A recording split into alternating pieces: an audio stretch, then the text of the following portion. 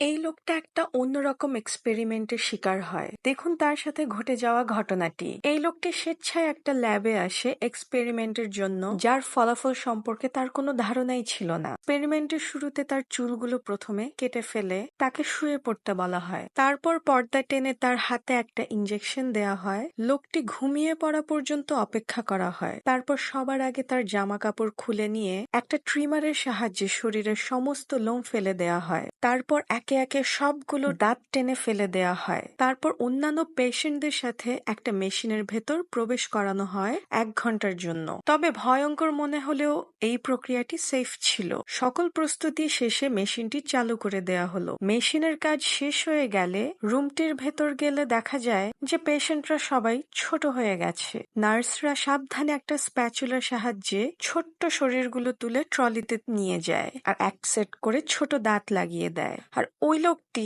জ্ঞান ফিরলে আগে নিজেকে চেক করে নেয় সব ঠিকঠাক আছে কিনা। তারপর পুরো প্রসিডারের খুব প্রশংসা করে বেরিয়ে যায় এক নতুন আর ক্ষুদে দুনিয়ায়, যেখানে যা খুশি তাই করা যাবে। তাকে একটা বিশাল বাংলো আর প্রয়োজনীয় সবকিছু দেয়া হয় এখানে।